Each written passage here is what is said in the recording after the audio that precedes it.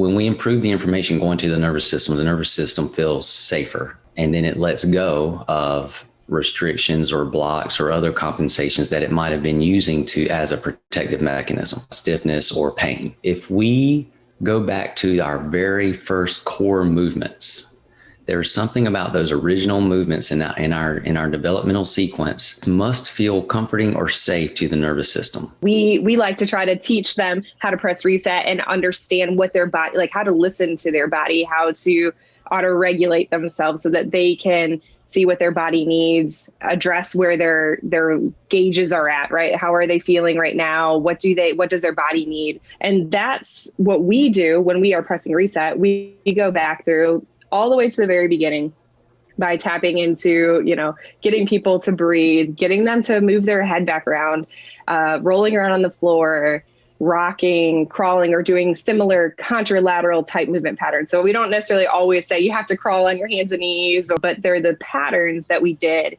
as a child that can not only, help us build strength, but also kind of make, like Tim said earlier, make our nervous system feel safe. And the majority of people are living in a state where their nervous system is so much input that isn't necessarily what our nervous system is asking for. And so by kind of tapping into these, we're allowing our nervous system to feel safe, feel settled. Today is going to be one of my favorite episodes to share with everyone. We get to meet Tim Anderson and Dani Almeyda from Original Strength. This is a group out of North Carolina that has really come up with this pressing reset concept that I find incredibly relevant to the mental health world. Is something that we've started using in our agency and working with both kids and adults, and being able to help people just learn to move better and then subsequently learn to feel better. I am super pumped. Enjoy the episode. So this podcast is about mental health in general, mental health and addiction recovery. And now I'm bringing people from the exercise fitness world into this. So people are probably like, why in the world is he doing that? And I really I emphasize a lot about the body and mind connection. So I'm happy that you guys are on from Original Strength, and I'm curious as to the origin story of how Original Strength came about and what inspired your guys' movement, because it's a pretty strong movement. It was maybe 2006. I got really heavily involved in kettlebell training, and I loved it. And I would even wake up in the mornings thinking about what I was going to do with the kettlebell. But along the way, I started to develop overuse injuries. And I would not allow myself to heal, and I would just keep showing up every day to train, even though I was hurt. And in that process, I learned about corrective exercises. So I decided to go down that rabbit hole so I could fix myself. Now, thinking about taking time off was the furthest thing from my mind. So I didn't want to let my body naturally heal. I thought I would try to manipulate it to heal. So I started learning about corrective exercises and stuff like that. And every time I fixed something else would pop up. So I felt like I started chasing my tail after a while. And one night I was sitting around feeling pretty depressed because I felt fragile, like I was broken. My whole life, I've never grown up. I always wanted to be, Superman. So I was sitting around the house feeling sorry for myself. And I asked God to show me how to train to be bulletproof. And within 2 weeks, I picked up a book on learning disorders in children, and God just kind of connected all the dots for me on how the human body is designed to heal itself. So how did that how did you come across that? How did you all of a sudden just I'm going to read a book on learning disorders? As luck would have it, some of the corrective exercise classes and courses that I went down had suggesting reading materials. So I had just bought, I was determined I was going to fix myself. So I bought all the suggested reading materials and I just had this book. It was called Smart Moves from Carla Hannaford. And I decided one day, just to pick it up and started thumbing through it out of the blue. I went to the middle of the book and just started randomly looking at stuff, and things just kind of just happened, jumped out of the page at me. Dani, what about you? How did you come across? Were you guys kind of friends already and then kind of fell in line, or how did that? Tim had kind of already started down the path of exploring Original Strength and pressing reset, and had just written his first book, which, well, I don't know if you would consider it your first book.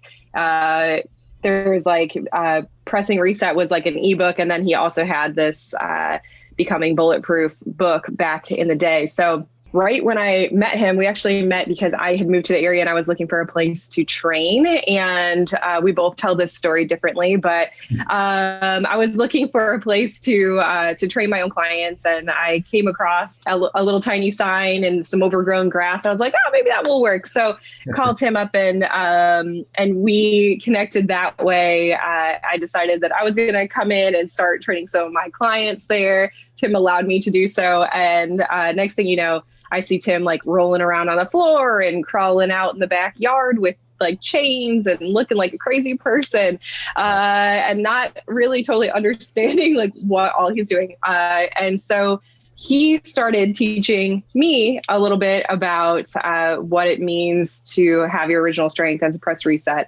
And I jumped on board and started to help kind of continue to build out that a little bit more. So in terms of like helping set up workshops and things like that. So he got the system together, taught me, and now I'm here.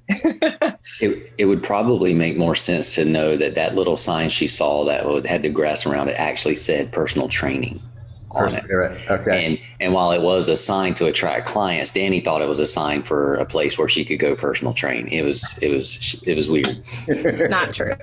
So, Tim, you brought up something that I think is really interesting, where you fixed one part and then the injury just kind of went somewhere else, like it popped up somewhere else. And that happens a lot kind of in the mental health world. We focus on maybe the symptoms and we don't get to the root of the problem, or we don't, so they have to find their way out some way or express themselves some way. Like you said, keep chasing your tail. And my origin with you guys is actually the Becoming Bulletproof book. And I don't even remember how I came across it. It was on Amazon and it just kind of like the title just kind of threw me. I was like, what? I can become bulletproof and jump in front of bullets, and this ought to be interesting and see how that goes. But I think the interesting concept is the concept of going back to our biology, almost like going back to the way our body is designed. Can you guys speak a little to that, of,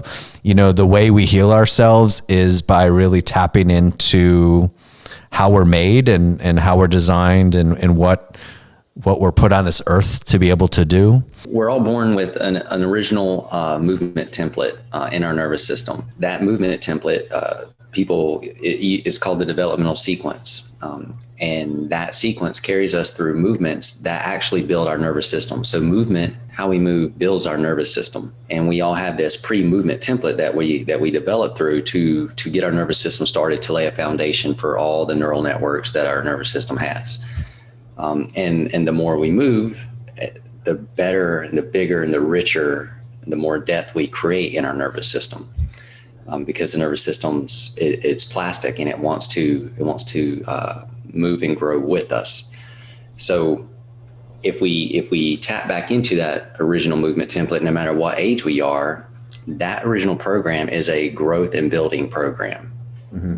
It creates. Right. What a lot of us, once we get away from our developmental years, especially as adults, we don't move as much, if nearly as much. And so now we're not flooding our brain and our nervous system with movement. And so we're no longer creating as much as we are pruning away things. Mm-hmm. But at any age, we can tap back into the original movement template that we were given, that we never lose. And it starts creating again and laying a solid foundation for us again.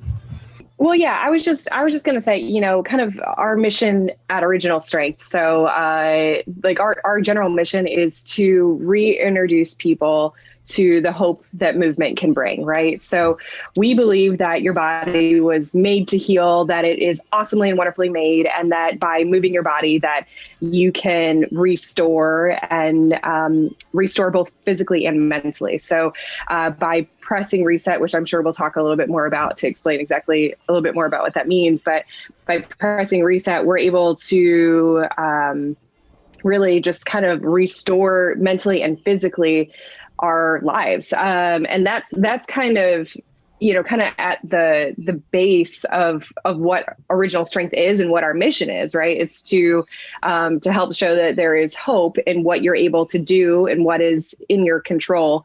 So, I guess that would be kind of what I just would want to add to that. I think Tim explained that, but, is that movement is a healing source. And so I think ultimately, like, that's why it's so important to move, is because the more that you move, the better that you feel, the better that you're able to interact and relate to people. And the more, just better you feel.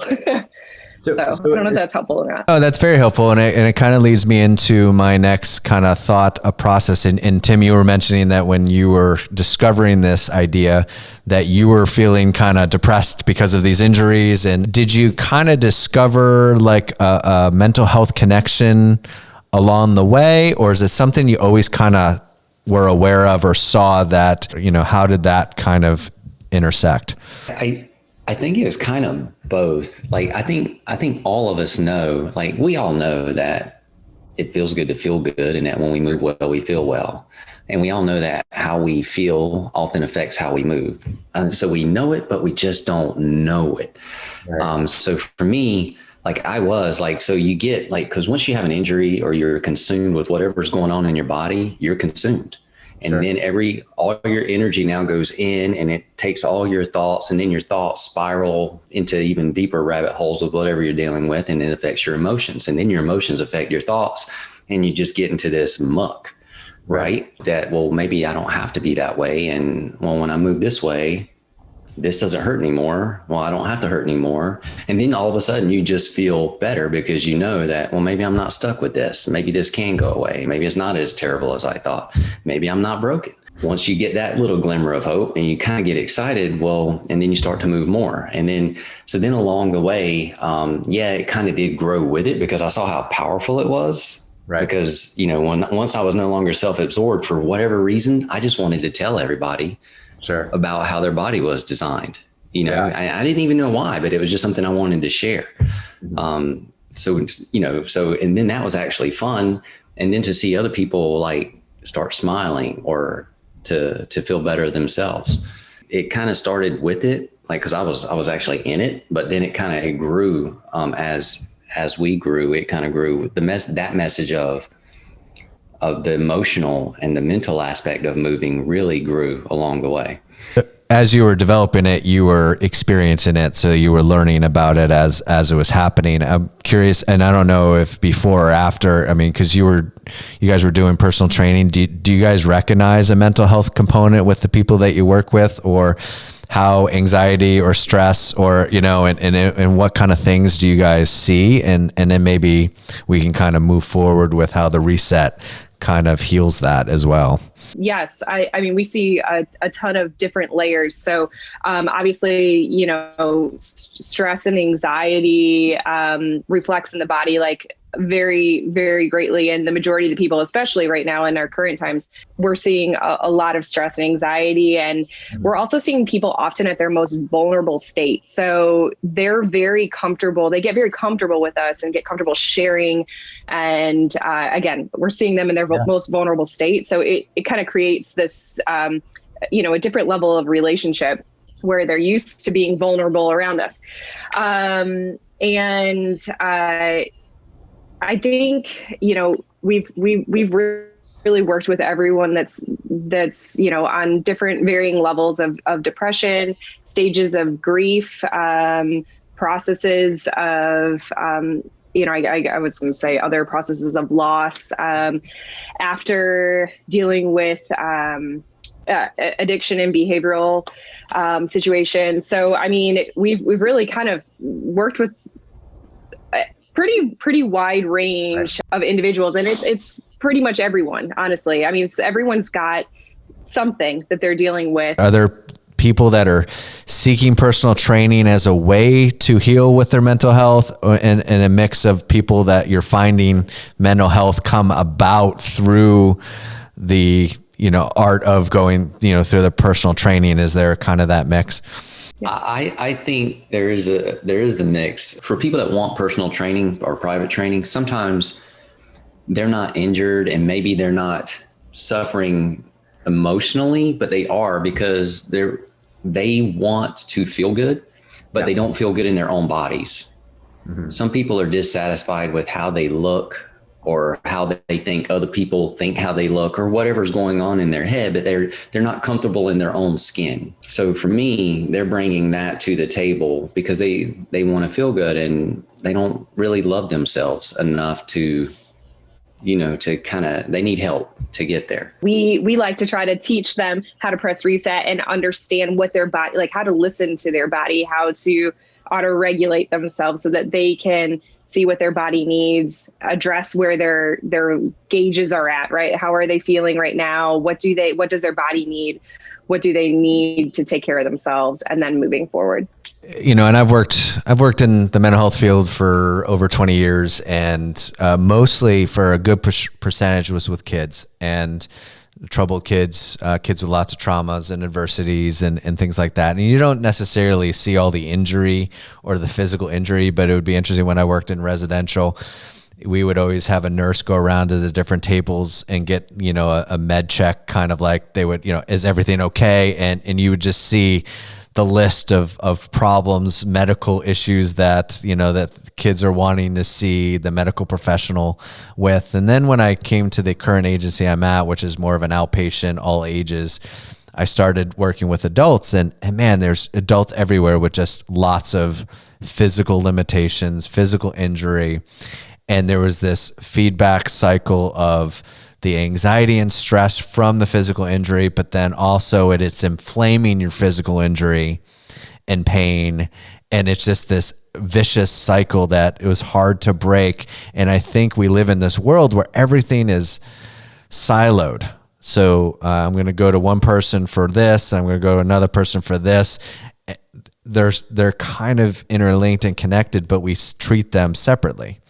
And so it ends up creating these issues where we can't really actually make progress because the injuries can't heal because there's so much mental health stuff getting in the way.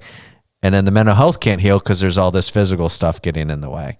And that's where like my interest and, for me, I started using it for my own just physical fitness and trying to reset with my own workouts. I was getting into kettlebell training and things like that and just finding its value there. But then the more I was learning in my world, in the mental health world, I'm like, man, this is regulating ourselves. This is dealing with stress. This is help calming our nervous systems. They're so connected, and yet we separate them so much. One of the most powerful things about a person pressing reset or experiencing it is that when you press reset on your body, if you're dealing with a physical issue, it creates an interruption, where you can have a paradigm shift. So if say you've been dealing with something that's cascaded and building on itself for 10 years, your low back hurts. And so it gets in your mind. And for 10 years, you've had low back pain. In less than 3 minutes after learning how to press reset, all of a sudden that low back pain is gone. Right. Even if only for 2 minutes, but it's gone now. So you create that interruption where you could have a paradigm shift to say, well, it doesn't hurt now. Maybe it doesn't have to hurt anymore. So you get this very powerful charged experience because you actually see change. Yeah. Or if the person actually experiences change, it creates what if I could continue with that?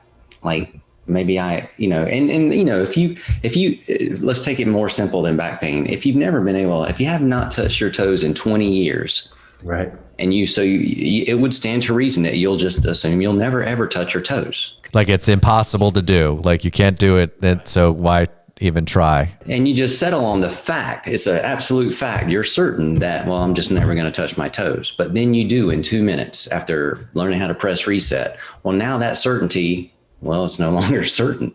You've created an interruption that, you haven't done that in 20 years, but you just did. If we go back to our very first core movements, there's something about those original movements in our developmental sequence that I guess must feel comforting or safe to the nervous system.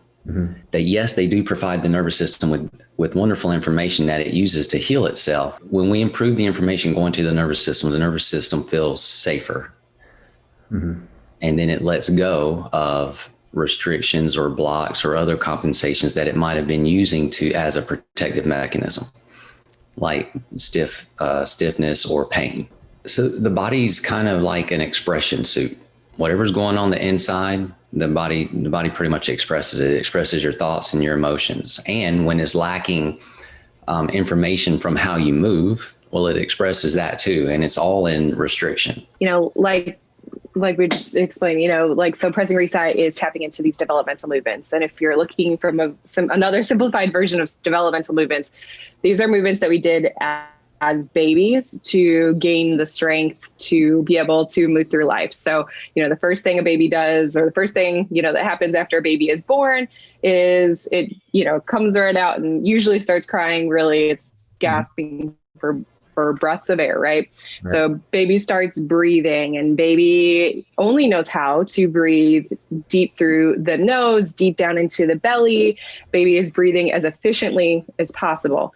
And by breathing into the belly, deep down into the diaphragm, where that baby is already starting to develop core strength just by breathing, getting all of his internal organs, everything starting to move and work as one unit together. So that's that first step is breathing. And then baby starts to develop head control. So, we've all held a wobbly baby and they were like afraid it's going to break, right? The head's kind of bobbling all over the place. Well, so babies develop head control through, tummy time and moving their head around and just being able to sit and hold their head up.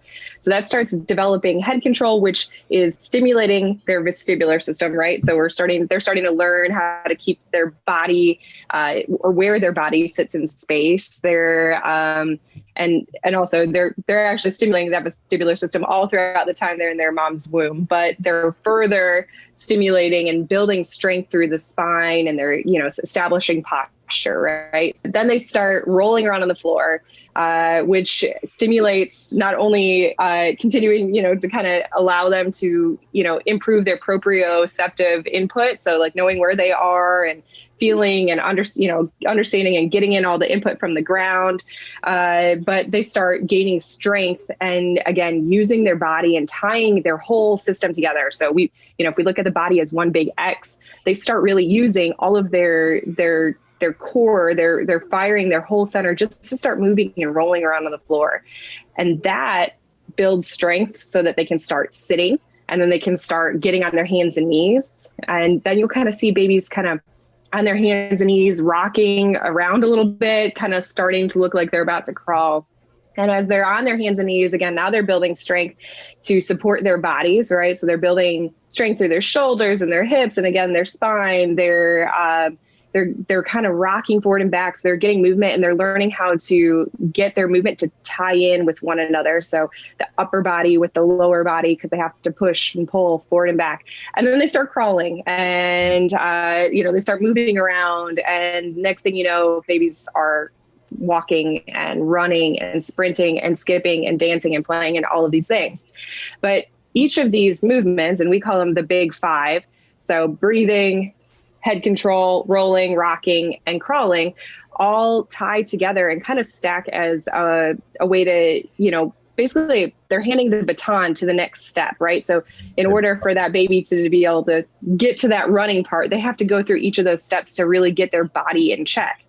And that's what we do when we are pressing reset. We go back through all the way to the very beginning by tapping into, getting people to breathe, getting them to move their head back around, rolling around on the floor, rocking, crawling, or doing similar contralateral type movement patterns. So we don't necessarily always say you have to crawl on your hands and knees or do the exact same movements that we did as a child, but they're the patterns that we did as a child that can not only, help us build strength, but also kind of make, like Tim said earlier, make our nervous system feel safe. And the majority of people are living in a state where their nervous system is just, a little bit so much input that isn't necessarily what our nervous system is asking for.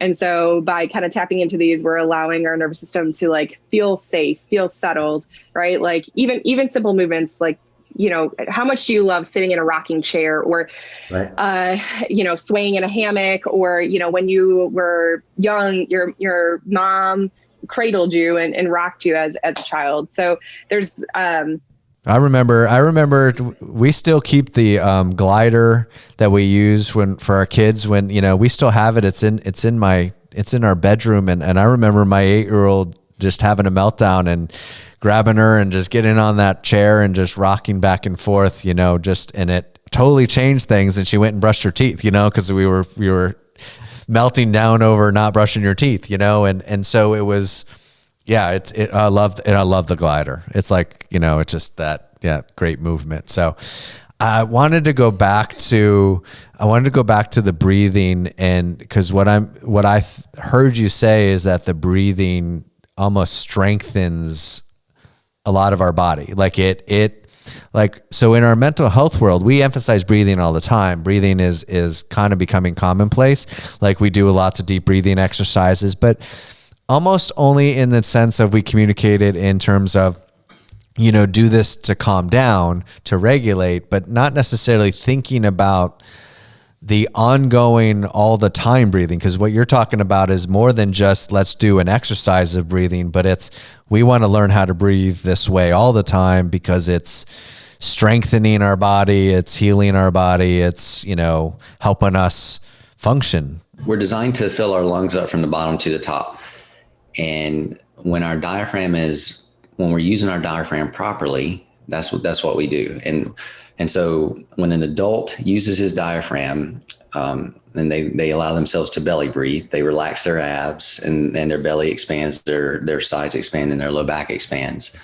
That is using the diaphragm properly. Right. And the diaphragm is a spinal stabilizer. So it stabilizes the spine. But it also works with the other spinal stabilizers like the pelvic floor, the transverse abdominis, which is like this muscle girdle that goes around our abdomen. Side abs kind of. Yeah. And then the multifidi, which run up and down the spine. So when the diaphragm's doing its job, more than likely the other spinal stabilizers are also working properly. Okay. And so literally breathing with your diaphragm the way we're designed is strength training. Because it makes our center solid. Mm-hmm. And it is the first layer of strength. And when that center is solid, the nervous system feels very safe to move, and it can produce power. It can be fluid. It can be however you want to imagine beautiful movement could be. Yeah. It's because it comes from breathing the way we're designed, building a strong center through breath. Also, it's important to understand. So like you said, we want to make sure our goal is to get you to be breathing deeply and, engaging the diaphragm all day, not just in this practice time. And I think it's important for people to understand what it looks like when you're not breathing that way and how that affects your body. And so, breathing is a great tool for, relaxing, helping to, release some anxiety, release tension, helping to overcome pain as it's, going through. But when you aren't breathing deeply and you're breathing shallow, maybe short, shallow breaths or up into your chest, right. You're probably more than likely setting off your fight or flight mode. So if we look at, fight or flight, rest and digest, right? So our goal is with the deep breathing to get your body in this nice, relaxed rest and digest state. That is your nervous system is happy. Whereas when we are not breathing in the most efficient manner possible, it's a lot of times reflective in our nervous system as a stressed position. And you're going to be more in that fight or flight mode, which is going to release cortisol. It's going to change your posture. It's going to potentially cause aches and pains. It is literally going to help, kind of do the opposite of everything that we're looking to do. And especially in a mental health situation, if we're continuing to, stay and sustain that fight or flight mode all day, you can see how it would impact how you're feeling. You couldn't be calm and chest breathe from a neurological perspective or from a physiological perspective, you couldn't be in a calm state breathing up here in your chest and kind of that sympathetic arousal. So your ability to, for us, at least in my training, it makes you more reactive to things. So you're going to be more impulsive or reactive to things that are happening in your environment, less able to think things through. So it makes you more vulnerable in those situations because it's hard for you to tolerate those stressors. And I would say that the pattern in which we breathe plays a huge role, because if we're only looking to breathe that way when we feel really stressed instead of breathing kind of all the time, it's an inefficient way of kind of living your life, because you're just taking a toll on your brain and body, through that method. So like this foundational breathing is really the core of everything, right? You got to start with that. Is that kind of a real big piece where you guys start with, is let's try to master or build on this? Yeah, we do start with breath. And just for your listeners, there's a difference between a deep breath and a big breath. So we're not telling people that they're designed to breathe big all day long. They're just designed to breathe deep all day long. And that just simply means, and that's all that means, is filling your lungs up from the bottom to the top, allowing your diaphragm to do its job. Instead of breathing up in your neck and chest, it's breathing low down into your belly and the lower part of your rib cage. Is there a trick or a way you instruct that? So, because there is definitely clarification. Most people think of deep breath of, and taking this huge breath and that does, you're right. It doesn't have to be that way. It just means you got to feel your belly move when you're, breathing. So is there kind of a recommendation or instruction you give to help people think in those terms? Yes, sir. But it's individual. So we use different positions because everybody resonates with their own thing because we are unique. So we just try to put people in positions that allow them to be successful in finding that relaxed, deep breath. For your listeners, one thing you can do right now, if you just took your hands and put them around your waist, like where your thumbs are, over your kidneys and your fingers wrap around your side, and you just want to try to expand or separate your thumb away from your forefingers with your breath. And so you have to relax enough. You have to relax your belly. You have to just kind of let go so that you can find your breath. And then if you can just gently move your fingers. Right. It doesn't have to be big movements. Just no. Yeah. A little bit. Yeah. Yeah. You just want to have access to actually being able to use your diaphragm properly, so again, that the air can come all the way down to the bottom of the lungs, which is most helpful for the body in general, and then fill it up from the bottom to the top. So the head movements, and I'll tell you what, I never would have thought how good that feels to do the head movements that you guys, instruct on in the press and reset. And in fact, I was training some of my school staff in this the other day, and we were talking about that we carry a lot of our stress in this area. Like it's a lot of our tension, a lot of our stress. But so the head nods are really, I don't know, it really feels good when I do that. So I really enjoy it.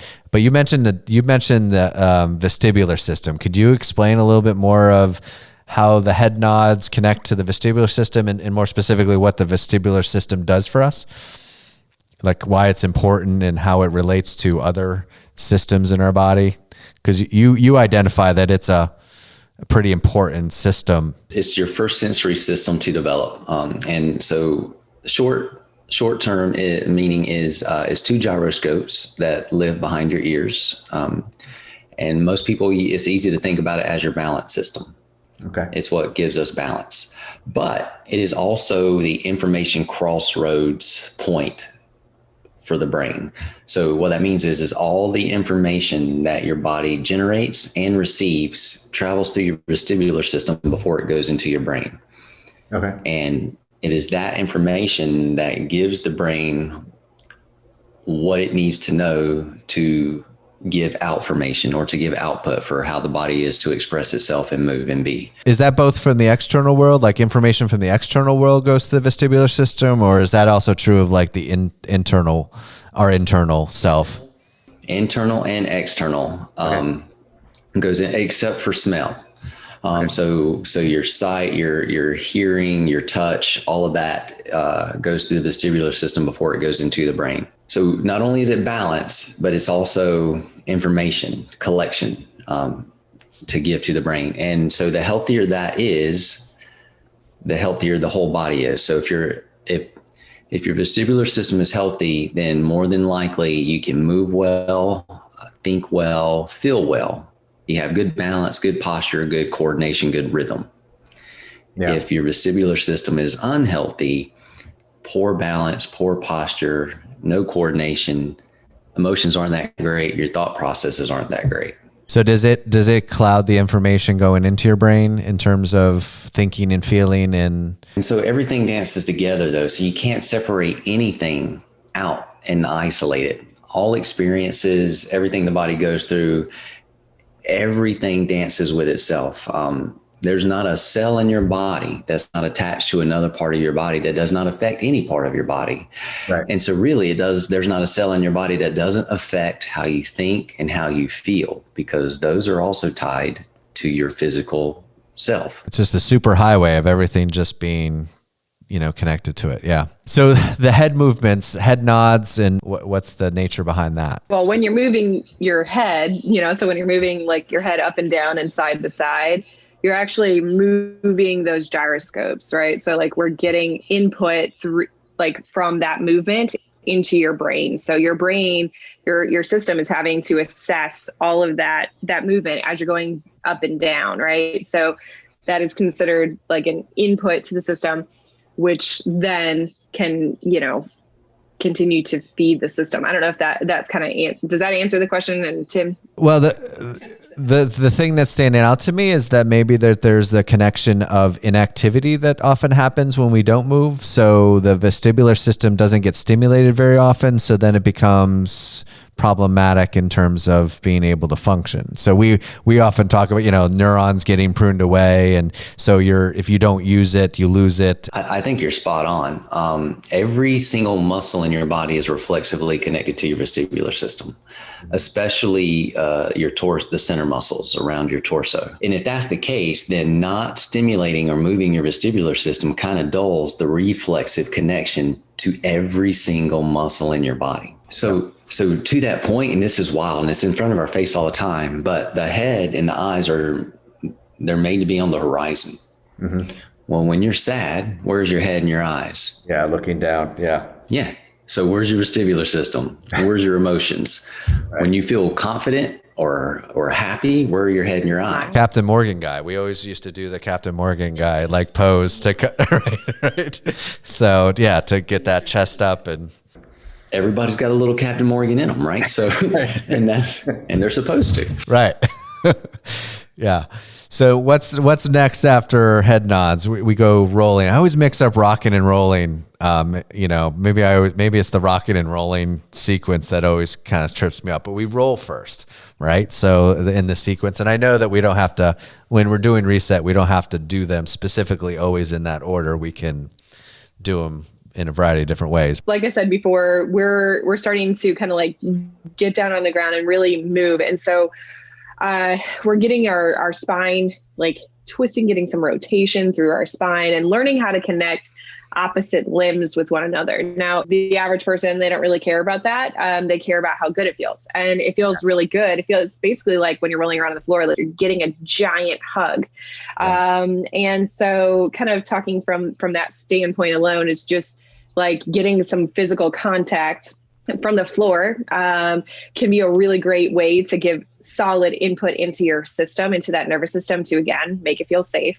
It feels really good to roll around on the floor, right? So we're getting everything rotating and moving together as one, but we're also getting that feedback from the floor as you're rolling around on the floor. And I think a lot of us, most people, well, we're born for physical touch. So our bodies do crave physical touch. And there are, especially if you're working with people that are dealing with trauma and or sensory processing situations, they may not feel comfortable being touched physically. And so I think sometimes using rolling and, having the ability to utilize the floor can be a great way to kind of give some solid input into that system. I mean, it's not the same as a warm hug, right? In our minds, it's giving us some really good feedback for that. One of the things we talk about that is, we talk about dosing a lot. So like being able to give people enough to kind of stretch them, but not overwhelm them. So like if we knew that they needed touch, but having if they have relational trauma, having humans go over and touch them would be overwhelming. And, so it would be a good starting point, certainly, to roll on the floor and get that tactile stimulation as well, because it's a good starting point, even though you're right. It's not as wonderful as, human hug. Yeah. So your proprioceptive system, especially when rolling is kind of what marries your proprioceptive and your vestibular system together, because all that information is traveling through your vestibular system. Right. And when you're rolling from belly to back to belly, well, that's a lot of vestibular system activation. And now it's married with the tactile stimulation that you're getting from your skin, from the compression of your muscles, the movement of your joints. All of that now goes together through your vestibular system into your brain, and it gives a wonderful movement map for your brain to know where everything is, everything in your body is. So it gives you so proprioception is where your body is in space. Yeah. So rolling on the floor is a wonderful way to build a good movement map so that the body moves well and knows where everything's at. Yeah. Okay. What about rocking? Being on your hands and knees as if you were looking for contacts on the floor, right? Or you're starting to crawl. We're just on our hands and knees, and we're literally just shifting our body weight forward and back. So trying to, maybe reach your shoulders as far forward as you can go while keeping your head and chest up, and then shifting back, kind of trying to reach your bottom towards the back of your feet or as far back as you can go, while again keeping your head and chest up. By rocking, like I kind of mentioned earlier, it's a really soothing thing for our nervous system, right? So rocking is just a very gentle movement, and to kind of add to that, like on top of that, we're stimulating the vestibular system and kind of giving ourselves that soothing movement, is we're also having a gentle way to kind of start strengthening our body. So, as we're rocking, we're actually building strength through our shoulders and our hips. And again, we're teaching our body how to work as one unit together. And like how we said before, nothing is separate. Well, your body needs to work as one unit. And a lot of times this is where things start, like you said, we take that siloed approach of splitting everything up, and that comes in every aspect of life, and nothing is separate. So rocking is a great way really getting the body to kind of reconnect itself together. So, and again, when I say reconnect, it's thinking about, okay, we want our wrists, our shoulders, our elbows, our knees, our hips, everything to be able to move in one piece together. So understanding that push and pull. To be more in sync, like everything's working together versus, isolated movement. The rocking also, like you talked about, improves posture and would kind of increase the likelihood that we would be more Captain Morgan posing than kind of walking with our head down as well. I was just going to say, like one of the main positions for rocking is we want to be able to keep your eyes on the horizon and keep that chest up. So hard out versus, in that very rounded, head down position. And so here we start automatically, just very gently moving those shoulders back. So if you're used to being kind of a head down, taking very, hiding position, right? Protective, vulnerable position, by kind of going here defensively, by putting yourself with your hands on the ground and your shoulders back, we can start kind of opening up and allowing yourself to take more space. And then the last in the sequence, crawling. So we get to be back on the floor and crawl around like we were little kids. What's the benefit of crawling? And I know crawling has a lot of benefits, but what would you say are like the main benefits that you really tap into for crawling, and why it's a real huge part of your pressing reset? I want to just add one piece. So crawling doesn't necessarily mean only on your hands and knees, right? So there's ways that we can stand up, and even walking is a way to get the same pattern, this contralateral movement pattern. So I want to go there first to know like that, we don't have to just be on our hands and knees to get the benefit of this pattern. And then Tim, I want you to talk about contralateral movement in general. Crawling's like the miracle movement that makes everything better. It connects both hemispheres of your brain. It builds the neural networks across the corpus callosum so that your brain becomes very efficient in communicating with itself. It makes your whole body efficient reflexively. Mm-hmm. It helps your joints learn how to stay, like rocking. It just continues on with what rocking does. It helps your stabilizers learn how to stabilize your joints so your prime movers can move your joints. And it ties because it's contralateral, it ties your opposite arm to your opposite leg, or your opposite shoulder to your opposite hip. So it further strengthens the center. So strength starts from the center out. It starts with breathing. The next layer would be head control. Rolling adds another layer of strength. When we get all the way to crawling, we are adding the final layer of strength that makes the body very durable and resilient and powerful. And like Dani said, crawling is the foundation of our gait pattern, and it is a miracle movement, but that miracle movement continues on into walking. Walking, when we walk with four limbs, like what our gait pattern actually is, like crawling, it takes two legs and two arms to crawl. It should take two arms and two legs to walk. And when we walk like that, when we're using all four limbs, we're keeping our brain communicating very efficiently with itself. We're nourishing those neural connections, and we're still tying our shoulder to our hip and making our torso, our center very strong. It's like an elixir movement. It makes everything about you better, how you think, how you feel. For people with learning disorders, it helps reverse that. It helps them, they can focus better, they can retain information better, they can concentrate better. For people that have had strokes, it actually helps their brain remap and lay new neural connections down to get control of their body back again. They can even gain their speech back, depending on, everything that's going on in their brain. It's just such a giving movement, and in ways you wouldn't even think about. It develops your hand-eye coordination. If you can't catch a ball, get on the ground and crawl, and eventually you'll probably be able to catch a ball quite well. It helps with your depth perception, how you see things, and how you pick out objects away from you. It helps with your mood. There's too much good about it. Right. And I think I've told you guys this story in a previous conversation, but my middle child, during homeschooling from, COVID, and she'd be on the computer and she'd be out to take she's about to take a test, like a reading test or whatever. And she's like, cause I had taught her the reset, and she's like, and she loves skipping.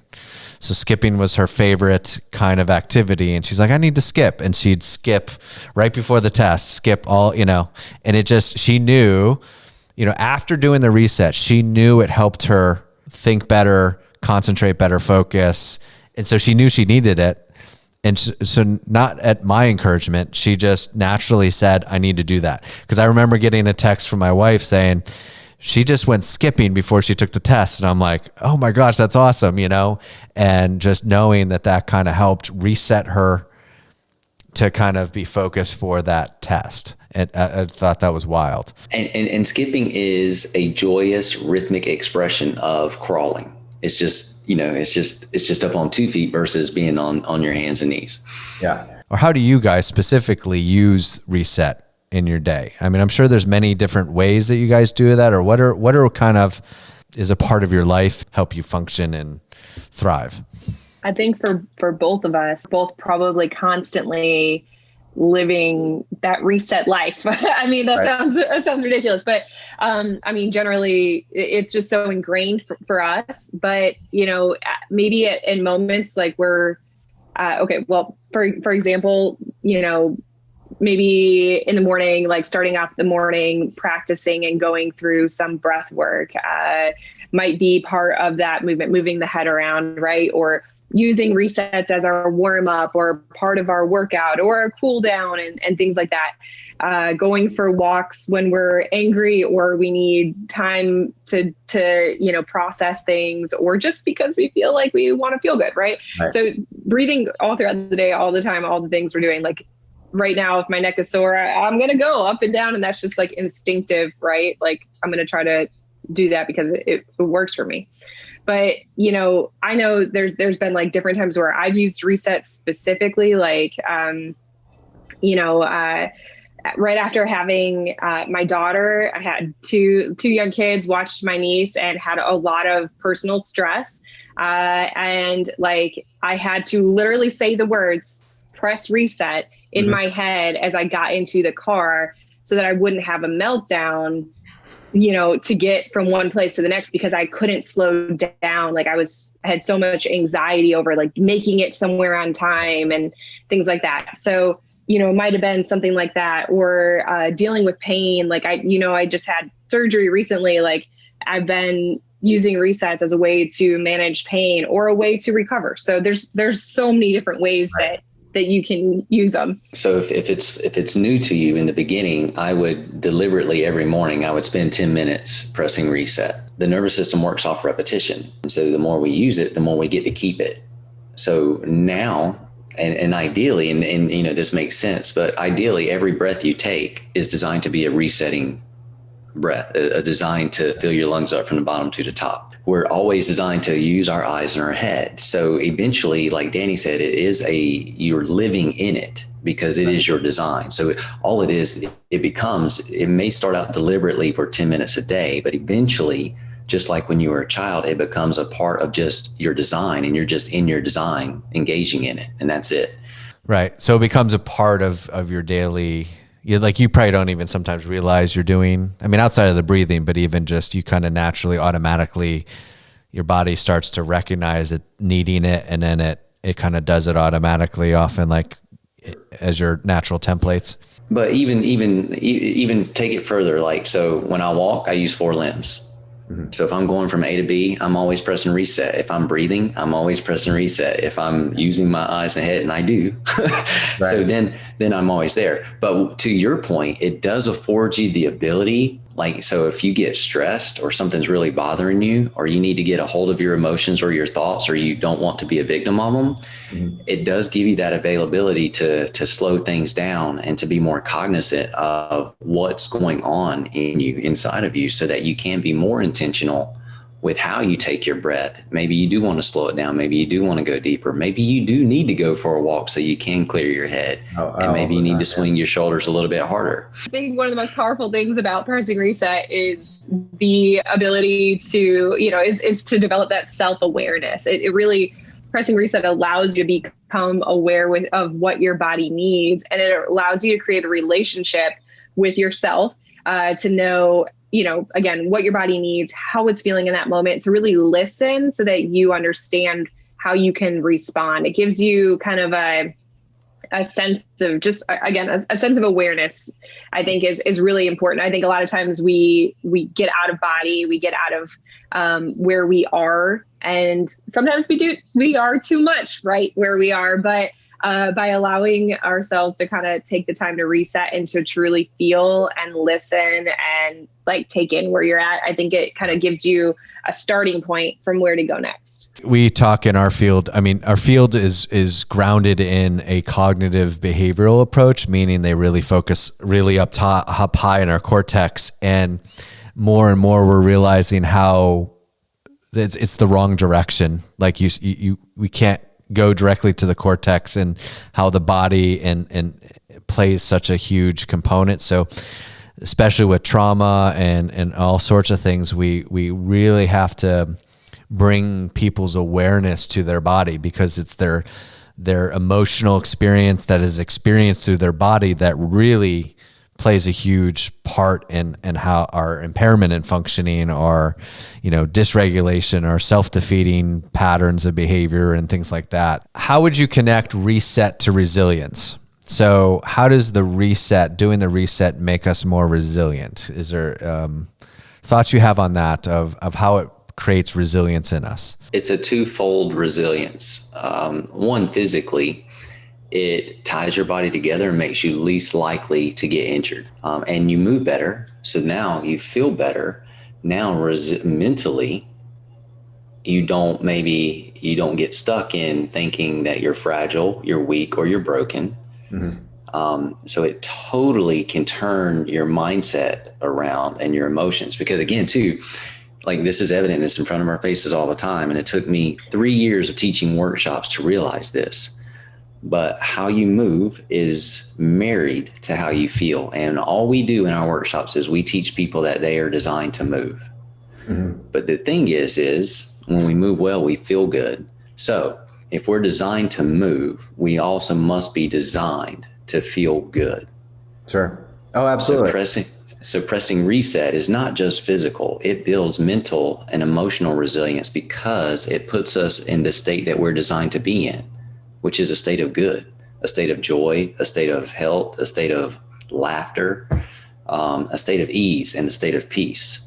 Yeah. So, and that is resilience. So what, do you guys have a favorite reset? Can I say it depends? No. Yeah.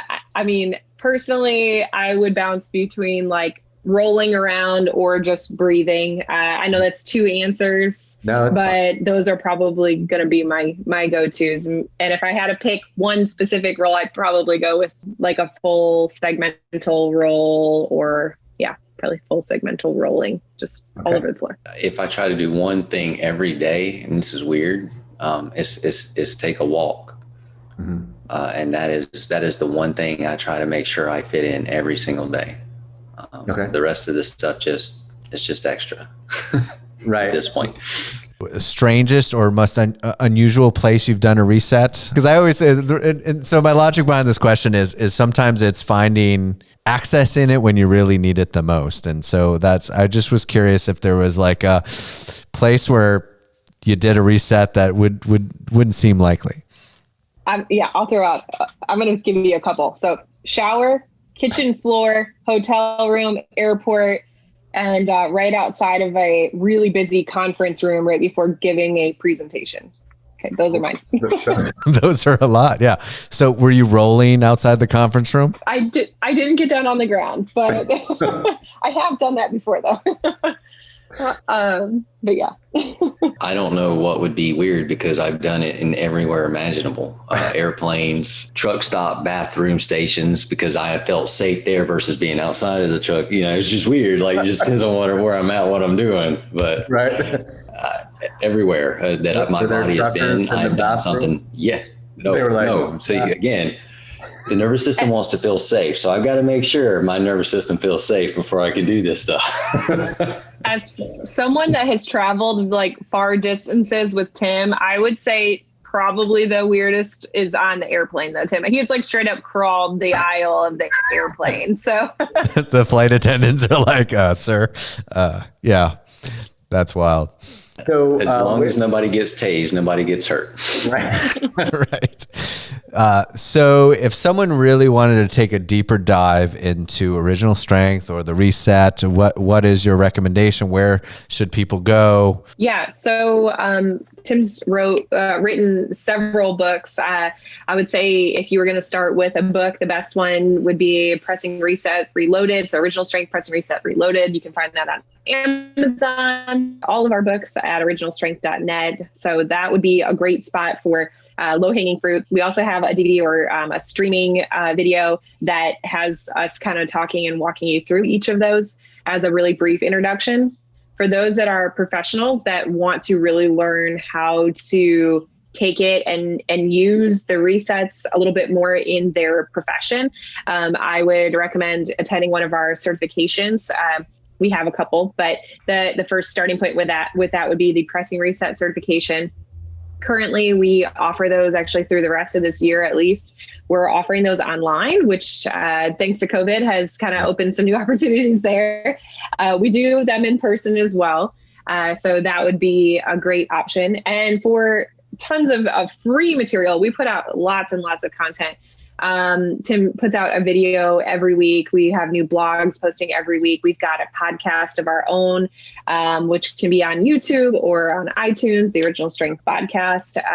So we have a lot of resources out there. I think it really just depends on how in depth you want to go. And if you really want to learn, what we're all about, I think a great starting point really would be that Pressing Reset Reloaded book, and then continuing to explore some of those free resources. We also offer online coaching and training and things like that for individuals that are looking for something for themselves or more specific, direct individual conversation as well. Well, thank you guys. I'm assuming, Tim, that she covered everything. She covered a lot, so I would assume. But this was really rewarding for me, kind of have this conversation and engage in this. This is something that I've really been looking forward to bringing to our audience and our community. And thank you for your time, wisdom, knowledge, and love for what you guys do. Hey, thank you for letting us share. We appreciate it. Thank you. Yep.